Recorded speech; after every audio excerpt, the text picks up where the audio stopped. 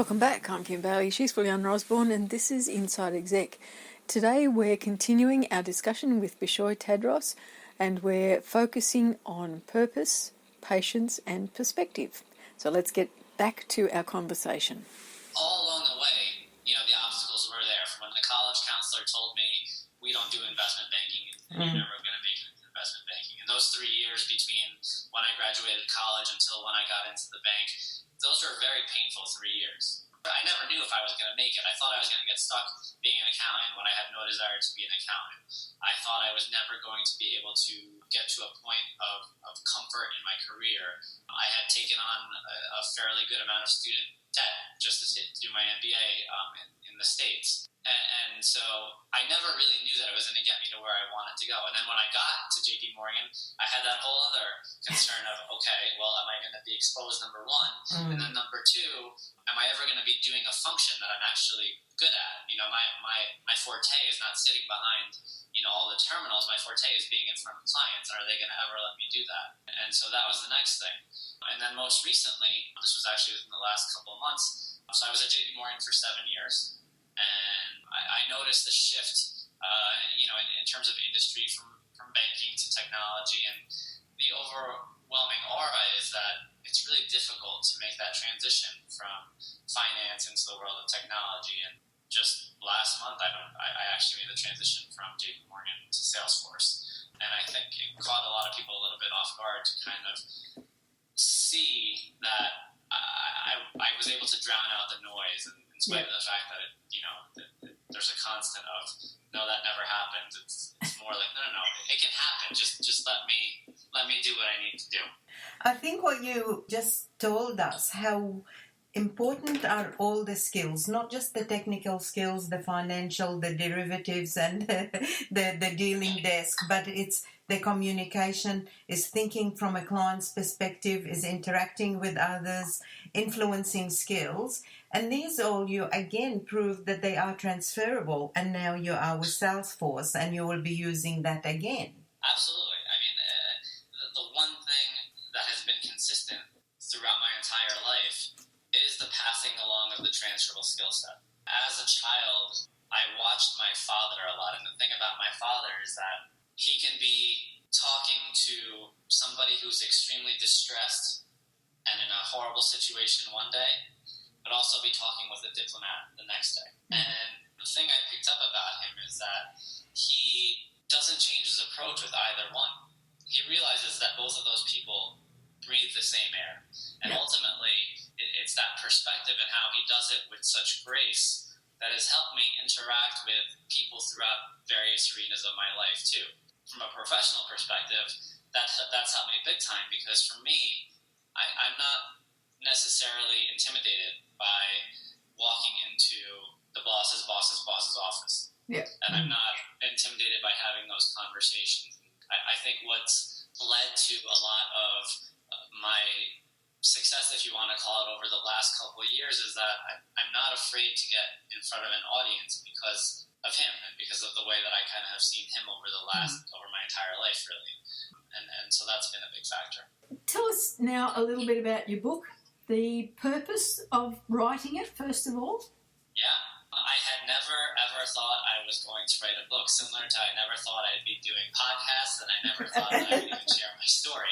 So it's all happening very, very naturally, and I'm very, very excited for it. So ever since 2017, where I ran the New York City Marathon and my story became a little bit more public, I had started getting into the arena of speaking engagements. I'll never forget my very first speaking engagement. I had not a clue what I was doing. I spent a month preparing a deck, and I thought to myself, why am I rehearsing my story? I shouldn't have to rehearse my own story. I should actually know my story. It was a very good experience for me, because ever since then I was able to kind of refine it to the point where I realized what it is that I want to hone in on, messages that I want to pass along. And I've been doing that for the last couple of years in different contexts and writing different pieces. And last year I had kept thinking to myself, I had an itch to write a book. I didn't know the first thing about writing a book. And I Googled, how many words do you need to get to 100 pages? Because I thought 100 pages would be a respectable book. And so Google told me it was Right. So I got to writing before work, after work, whenever I had time. Even if work was slow, I'd bring my laptop and type away. And eventually I got to 20,000 words, and I thought to myself, oh my God, maybe I have something.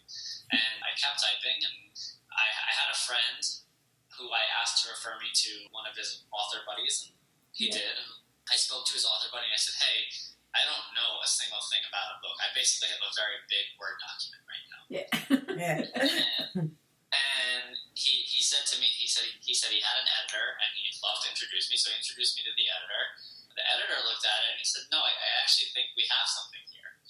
And so we've been working together over the last 3-4 months now, where that 20-something thousand words ended up spiking up to 50,000 words now. Yeah. And now we're in the stages of condensing it. And he told me, I just spoke to him 2 days ago, and he said to me, he said, I assure you, we have a book.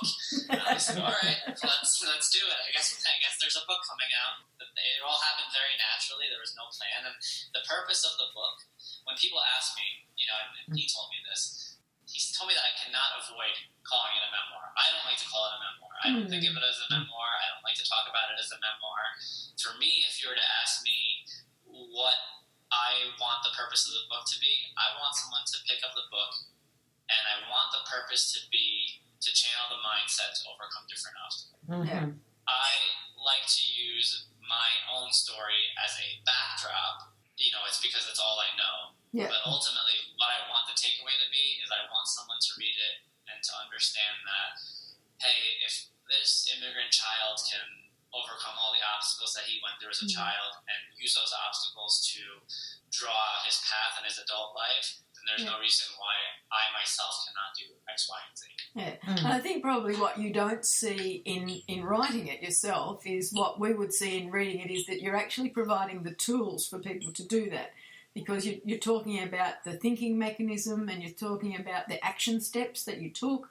And so for people reading it, they're going to be able to relate that to their own journey, not so much just be reading a memoir, because I wouldn't see it as a memoir, I can tell you now. I'd see it as a learning tool. Yeah, and that is 100% my intent. And one of the key takeaways that I focus in on is that at any given point, and this is particularly relevant to folks in New York where I live, because New York is such a grind. Someone can take the hand that you've been dealt and figure out a way to win with it. Yeah. Because in New York, your seat is so cherished, whether it's your apartment, whether it's your job, whether it's whatever it may be, there's always somebody that wants what you have. Yeah. And so it's important to kind of operate with that mindset of, again, someone can take the hand that you've been dealt if you think it's a bad hand, and they're going to figure out a way to win with it. Yeah, absolutely.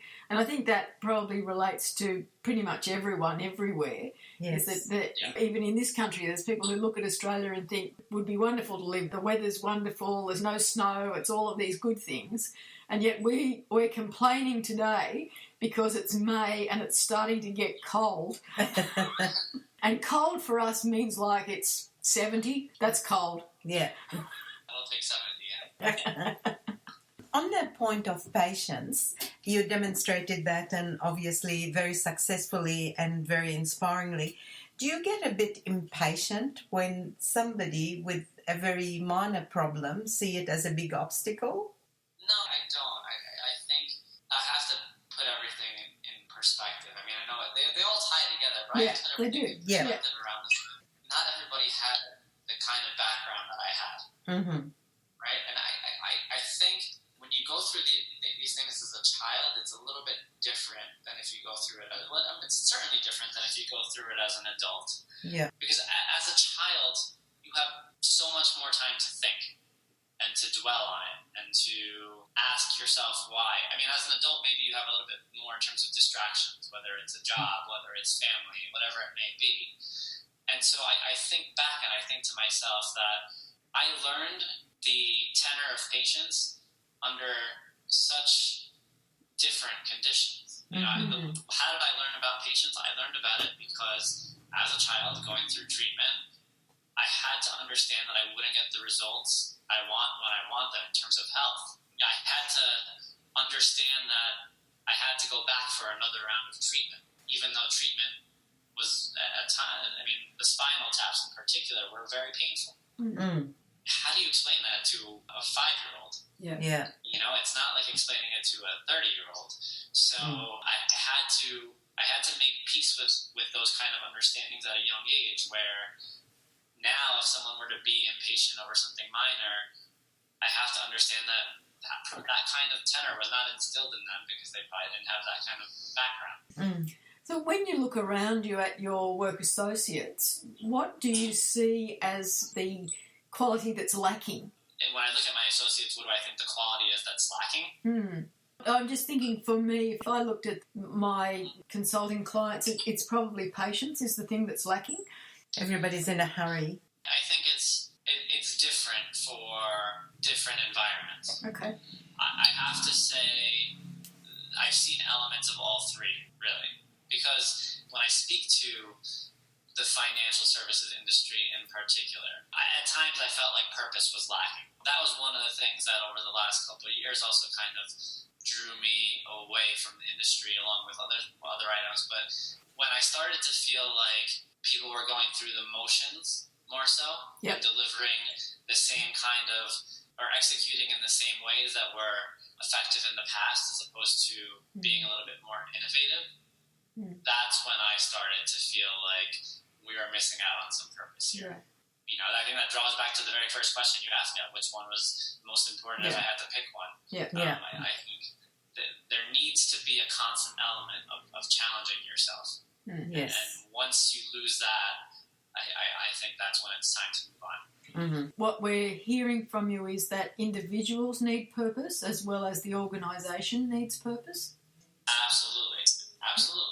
You know, I think the best kind of organizations are the ones that work with people who are seeking out purpose on an individual level and figure out ways to unite or find the parallel between the company mission and the personal mission. Yeah, fabulous. We're running to the end of our questions. Have you got anything else that you would like to share with us? I think we did a good job of really touching on the three main tenors: patience, perspective, and purpose. Those are the three items that I talk about, not only in the book, but whenever I'm in front of a larger audience.